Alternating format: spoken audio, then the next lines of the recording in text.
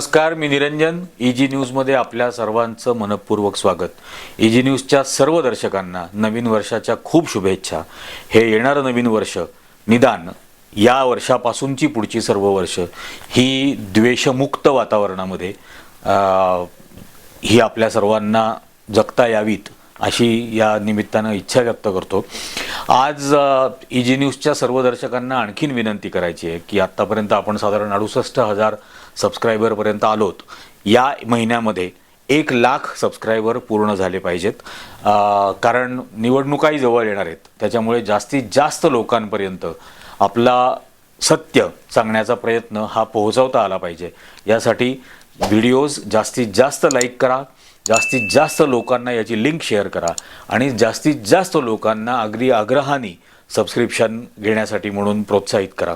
आज नवीन वर्षाची सुरुवात एका अत्यंत दुर्दैवी घटनेबद्दल बोलावी लागते आणि खरं असं इच्छा नव्हती, पण आता नाईलाज झालेलं आहे. आणि ज्या पद्धतीचं शासन आपण पाहतोय अशा शासनाच्या काळामध्ये अशाच नवीन वर्षांच्या सुरुवाती होत राहणार का असं वाटावं, अशी परिस्थिती निर्माण झाली आहे.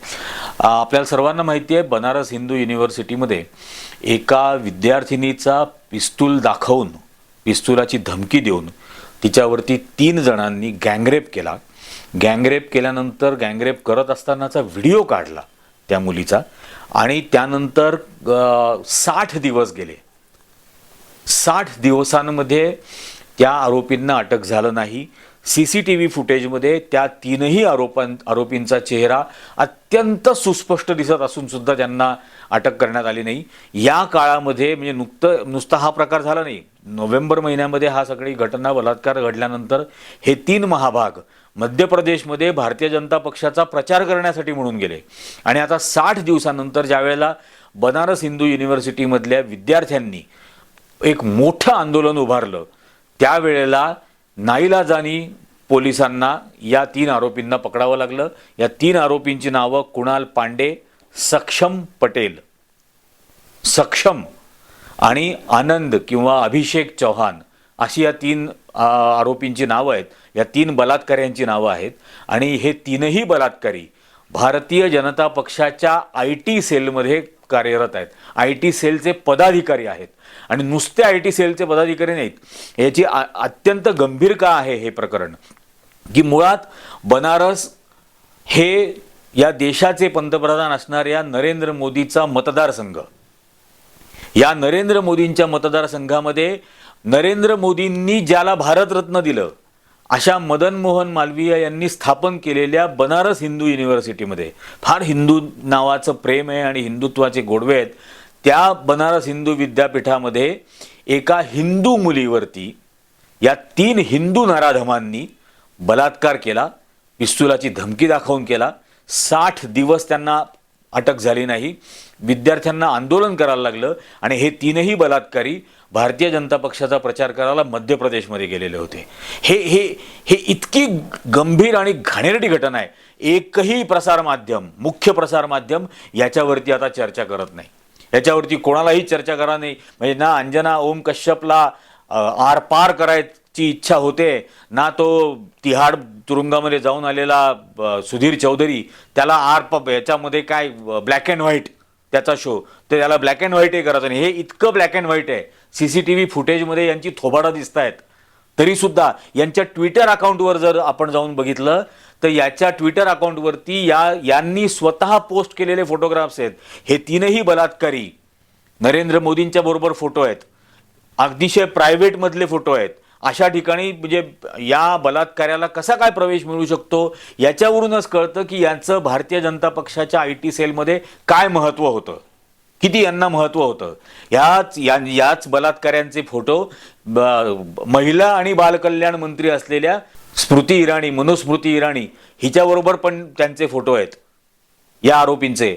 योगी आदित्यनाथ जो असं म्हणत होता एक काळी, ज्याच्याबद्दलचे व्हिडिओ प्रसिद्ध होते आहेत आणि यूट्यूबवरती ते सुद्धा, की कबरीमधून खोदून काढा महिलांची प्रेतं आणि प्रेतांवर बलात्कार करा, असा मुख्यमंत्री उत्तर प्रदेशचा. त्याच्या राज्यामध्ये या JP नड्डा भारतीय जनता पक्षांचे अध्यक्ष, राष्ट्रीय अध्यक्ष, त्याच्याबरोबर फोटो. अमित मालवीय भारतीय जनता पक्षाच्या IT सेलचा प्रमुख अमित मालवीय बरोबर यांचे फोटो आहेत आणि हे स्वतः IT सेलचे पदाधिकारी होते.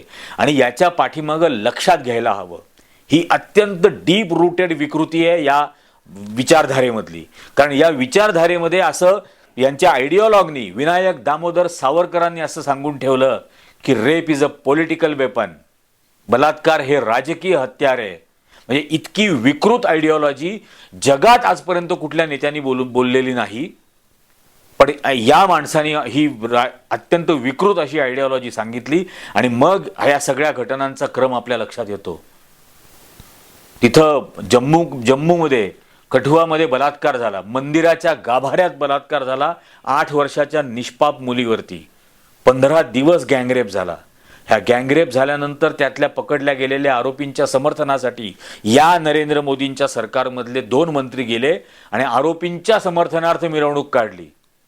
हाथरसमध्ये बलात्कार झाला.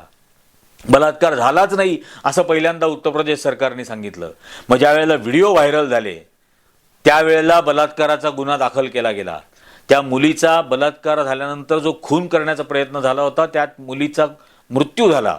मृत्यू झाल्यानंतर त्या मुलीचं प्रेत सुद्धा तिच्या आईवडिलांच्या हातात दिलं गेलं नाही. मध्यरात्री पोलिसांनी रानात तिचं प्रेत जाळून टाकलं. हे हिंदू कुलदीप सेंगर भारतीय जनता पक्षाचा मंत्री यादीच आहे या सगळ्या बलात्काऱ्यांची. आणि यांची स्त्रियांबद्दलची काय भावना आहे ही याच्यातून दिसून येते. आणि हे सांगतात बेटी बचाव. खरं आहे, या भारतीय जनता पक्षाच्या विकृत मानसिकतेच्या पदाधिकाऱ्यांपासून आपापल्या मुलींना वाचवा, बचाव अपनी बेटी, असंच यांच्या स्लोगनचा अर्थ आहे. ती स्लोगन नाही आहे, ती धमकी आहे बेटी बचाव ही. हे लक्षात घ्यायला हवं. आणि आता याची थोडीशी उदाहरणं जर सांगायची झाली, काय बायकांबद्दलची मानसिकता आहे. यांचे सोलापूर जिल्ह्यामधले एक नेते प्रशांत परिचारक, सैनिक त्यांना मुलं झाल्याबद्दल बॉर्डरवर मिठाई वाटतात पण वर्षभरात ते घरी पण गेलेले नसतात. म्हणजे सैनिकांच्या पत्नी या चारित्र्यहीन असतात. अशा पद्धतीची मानसिकता, असं वक्तव्य आहे त्याचं. सावित्रीबाई ज्यांना आपण आई म्हणतो, सावित्रीमाई म्हणतो, सावित्रीमाई 10 वर्षाच्या आणि ज्योतिबा 13 वर्षांचे होते. विचार करा लग्नानंतर काय करत असतील. या महाराष्ट्राचा राज्यपाल होता हा भगतसिंग कोश्यारी. बेशरमासारखं हे वक्तव्य केलेलं आहे. राहुल गांधींबद्दल अतिशय आईवरून त्यांना एक घाणेरडी शिवी दिली होती भारतीय जनता पक्षाच्या हिमाचलच्या भाजप प्रमुखांनी. मायावतींबद्दल म्हणजे तृतीयपंथीयांपेक्षा त्या वाईट आहेत असं वक्तव्य केलं होतं साधना सिंग, उत्तर प्रदेशच्या आमदार. राबडी देवींनी घुंगटमध्येच राहणं उत्तम. अश्विनी चौबे केंद्रीय मंत्री भारतीय जनता पक्षाचे. राहुल आणि प्रियंका कमांडोंच्या घेराव्यात जन्माला आले तर कमांडोंच्या घोळक्यातच दूध पाजलं का. जितू वाघानी भारतीय जनता पक्षाचा गुजरातचा अध्यक्ष. बेशरमपणाची कळस आहे या सगळ्यांना. वेश्या सुद्धा पुरुषाला दिलेल्या कमिटमेंट पाळतात पण मायावती जास्त पैसे देणाऱ्याला पैशाचं तिकीट देते. दयाशंकर सिंगांचं वक्तव्य, उत्तर प्रदेश भाजपचे उपाध्यक्ष. बलात्कार हा सामाजिक गुन्हा आहे, तो कधी योग्य तर कधी अयोग्य असतो. सरकार बलात्कार थांबवू शकत नाही. बाबूलाल गौर मध्य प्रदेशचे गृहमंत्री. स्त्रियांना पुरुषांबरोबर समानतेची आवश्यकता नाही. भारती शेट्टी भारतीय जनता पक्षाच्या नेत्या. आमच्याकडे सत्ता आहे, संघटना आहे, आम्ही पोलिसांना बालविवाह थांबवू देणार नाही. शोभा चौहान राजस्थान. आता सरकार आलंय, काय करतील देव जाणे. बलात्कार इंडियात होतात, भारतात नाही. मोहन भागवत राष्ट्रीय स्वयंसेवक संघाचे प्रमुख. आता हे काय मग, बनारस हिंदू युनिव्हर्सिटी इंडियात आहे का, भारतात नाही आहे. हिंदूंची विद्यापीठ आहे ना. हिंदू मुलगी होती, हिंदू आरोपी आहेत, या मोदीचा मतदारसंघ आहे. आता मोहन भागवत काय बोलणार याच्याबद्दल. राम कदम मुंबईतले भाजपचे आमदार, तुम्ही फक्त सांगा मुलीला पळवून आणून लग्न लावून देतो, हे त्यांचं वक्तव्य. मुलींनी योग्य कपडे घातले तर मुलं चुकीच्या नजरेने पाहणार नाहीत, मनोहरलाल खट्टर. सपना चौधरी ही सोनिया गांधींसारखी डान्सर आहे, राहुल गांधींनी सपनाशी लग्न करावं. सुरेंद्र सिंग भाजपचे आमदार. इतक्या इतक्या घाणेरड्या या सगळ्यात. शबरीमाला मंदिरात शिरणाऱ्या स्त्रियांना कापून काढा, हे भारतीय जनता पक्षाच्या नेत्याचं वक्तव्य आहे. लहान मुलांवर झालेला बलात्कार घृणास्पद आहे, एक वेळ मुली आणि स्त्रियांवर झालेले समजू शकतो. रमेश बैस भारतीय जनता पक्षाचे खासदार. ही यांची वक्तव्य होतात. मुद्दाम कोणी बलात्कार करत नाही, चुकून होतात. रामसेवक प्रायक छत्तीसगडचे भाजपचे नेते. काय बिल्किस बानोचे बलात्कारी संस्कारी होते. भारतीय जनता पक्षाचे राहुल म्हणून नेते आहेत उत्तर याच्यातले. याच्या व्यतिरिक्त एक यादी आहे. भारतीय जनता पक्षाशी संबंधित असलेले मंत्री, नेते, आमदार, खासदार आणि अशा पद्धतीचं लैंगिक शोषण, बलात्कार याच्यातली त्यांची नावं. ब्रिजभूषण सिंग खासदार, महिला पैलवानांचं लैंगिक शोषण. कुलदीप सेंगर भारतीय जनता पक्षाचे माजी आमदार, उन्नावच्या रेप केसमधले मुख्य आरोपी, ज्यात मुलीचा खून झाला, वडिलांचा खून झाला, सगळ्या जणांचे मृत्यू झाले. साक्षी महाराज, सेंगर ते समर्थक, पाठीराखे आणि स्वतः खासदार बलात्काराचे आरोपी. MJ अकबर माजी मंत्री, मी टू स्कॅन्डलमध्ये यांचं नाव होतं, लैंगिक शोषणामध्ये. महेश सिंग नेगी भारतीय जनता पक्षाचे खासदार, बलात्काराचा आरोप. संदीप सिंग हरियाणाचे मंत्री, यौन शोषणाचा आरोप. RN त्रिपाठी आमदार, बलात्काराचा आरोप. बालेश धनकर ओव्हरसीज फ्रेंड्स ऑफ BJP, मोदींचे कार्यक्रम परदेशामध्ये ऑर्गनाईज करतात. Overseas friends of BJP. Serial rapist, 39 गुन्हे परदेशात या माणसावर दाखल झाले आणि अटक झाली. राम दुलार गौर आमदार, बलात्काराचा आरोप. समुद्र रॉय नेता भारतीय जनता पक्षाचा, 13 वर्षाच्या मुलीवर बलात्कार. के बांधी आमदार, बलात्काराचा आरोप. राघवजी मध्य प्रदेशचे माजी मंत्री, लैंगिक शोषण, समलैंगिक शोषण याचे त्यांच्यावरती आरोप. जोधपूर रेप केस, ABVPचे 3 पदाधिकारी आरोपी. दांतिया रेप केस, नेत्याचा मुलगा आरोपी. गँगरेपचे आरोप. मीरतमधला रेप केस, 2 भारतीय जनता पक्षाचे नेते. अल्पवयीन मुलीवर बलात्काराचा आरोप. DN जीवराज आमदार, बलात्काराचा आरोप. विजय जॉली आमदार, बलात्काराचा आरोप. अशोक मकवाना नेते, अल्पवयीन मुलीचं यौन शोषण. राजीव दास मंत्र्याचा मुलगा, 16 वर्षाच्या मुलीचा गँगरेप. जयेश पटेल नेता, बलात्काराचा आरोप. पलाथाई रेप केस, नेता भाजपचा, 10 वर्षाच्या मुलीवरती बलात्काराचा आरोप. मधू चव्हाण बलात्काराचा आरोप, यौन शोषणाचा आरोप. मुंबईतले नेते. अनिल भोसले नगरसेवक भाजपचे, बलात्काराचा आरोप. पुलकित आर्या नेत्याचा मुलगा, अंकिता भंडारी केस.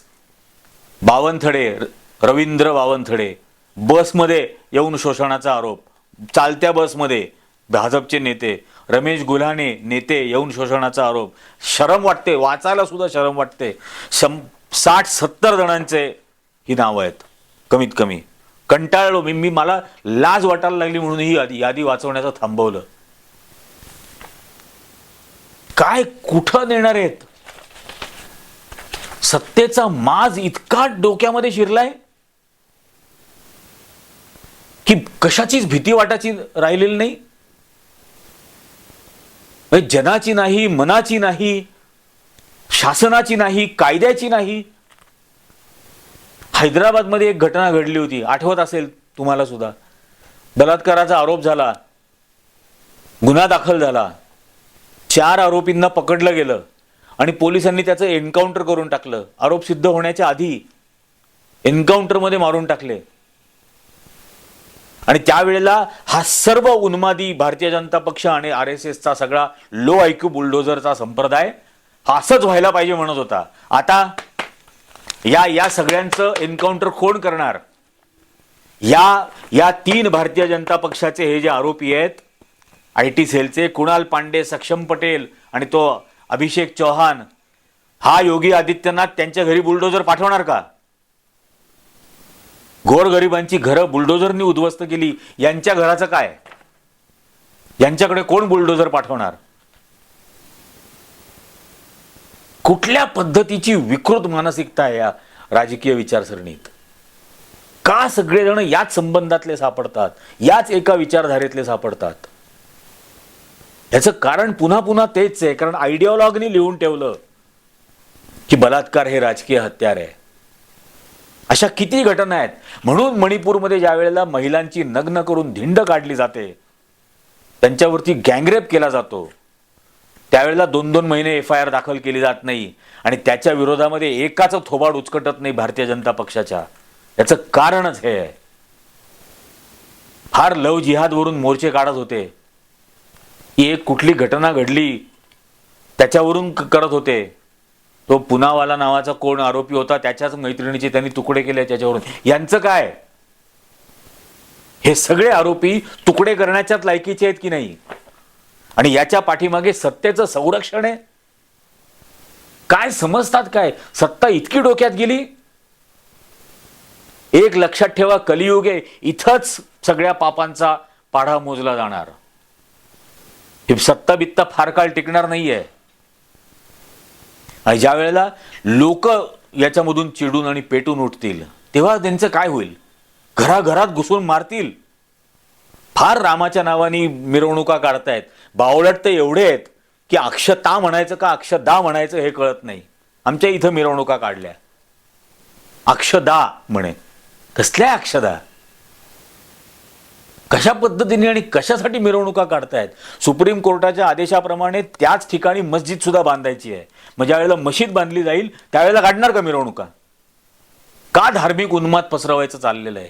आणि हे अशा पद्धतीच्या घटना अत्यंत लाजिरवाण्या पद्धतीने होतात. आणि याच्याबद्दल एकाचं तोंड उचकटत नाही. त्या मनुस्मृती इराणीचं आता काय तोंडामध्ये फेविकॉल लावलं का? संताप येतोय अक्षरशः या सगळ्या घटना बघून. CCTV फुटेजमध्ये थोबाडं दिसत असून सुद्धा पोलीस आरोपीला अटक करत नाही 60 दिवस. आणि त्या 60 दिवसात हे मध्य प्रदेशमध्ये प्रचार करतात भाजपचा, जिथं सत्तेत आले. आता खूप त्याच्यातही लांड्या लबाड्या झाल्या आहेत त्या निवडणुकीत. पण तरीही काय काय करणार आहेत देशाचं मला समजत नाहीये. आणि कधी या देशातली लोक जागी होणार? खरोखर आपापल्या मुली वाचवायच्या असतील ते, मी तर असं म्हणेन की ते भारताची आर्थिक प्रगती, बेरोजगारी हे सगळं दुसऱ्या बाजूला ठेवा. ते चीननी भारताच्या सीमेवरती किती धोका निर्माण केलेला आहे विसरून जा. तुमच्या घरातल्या कुटुंबाच्या दारात धोका उभा आहे. प्रत्येकाची मुलगी असुरक्षित आहे.